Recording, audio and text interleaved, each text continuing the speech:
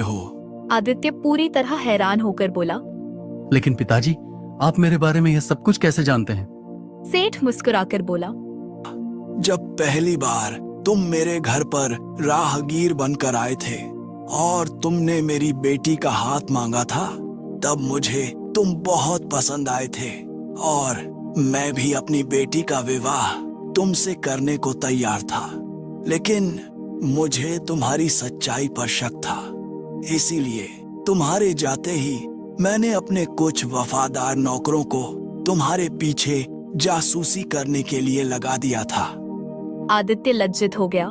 पिताजी, मैं भी आपको यह सच्चाई बताना चाहता था, और जिस दिन से मैंने कबीर साहिब जी का ज्ञान सुना है, मैं भी उनसे दीक्षा लेना चाहता हूँ और यह चोरी का काम छोड़ना चाहता हूँ। गुरुजी, यदि मैं अब यह चोरी का जीवन हमेशा के लिए छोड़ना चाहूँ तो क्या आप मुझे इसकी आज्ञा देंगे? क्यों नहीं दूंगा। तुम चाहो तो आज ही और इसी समय से चोरी करना छोड़ सकते हो। और तुम क्या, जब से मैं तुम्हारे विवाह से वापस आया हूं तब से ही उस संत की वाणी मेरे कानों में गूंज रही है। मेरी तो चोरी करने की हिम्मत ही नहीं होती। तो फिर गुरुजी, मुझे वह सारा धन लौटा दीजिए जो मैंने और आपने मिलकर राजा विक्रमजीत के खजाने से चुराया था। शमशेर ने वह सारा धन सहर्ष आदित्य को लौटा दिया। आदित्य उस सारे धन को और अपनी पत्नी लावण्य को लेकर अपने स्वर्णपुर की ओर चल पड़ा। अपने नगर पहुंचकर वह सीधा राजा के दरबार में पहुंचा।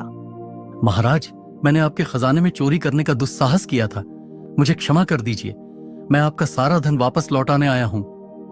राजा हैरान होकर बोले। अरे, यह अनहोनी कैसे हो गई? परंतु फिर भी जब तुम खुद सही रास्ते पर लौट आए हो तो मैं तुम्हें क्षमा कर देता हूँ। आदित्य ने लूटा हुआ सारा धन महाराज को लौटा दिया। बदले में महाराज ने उसके बूढ़े माता पिता दीनदयाल और मंदाकिनी को तुरंत कारागार से रिहा कर दिया। आदित्य अपने माता पिता को कबीर साहिब जी से दीक्षा दिलाता है और भक्ति करने लगता है। अब आदित्य अपने खेतों में जी तोड़ मेहनत करने लगा। उसके माता पिता उसका यह बदला हुआ मेहनती रूप देखकर फूले नहीं समा रहे थे और बड़े ही खुश थे। अब वह अपने पूरे परिवार और पत्नी लावण्य के साथ एक बहुत ही शांतिपूर्ण, सुखमय और ईमानदारी का जीवन बिताने लगा।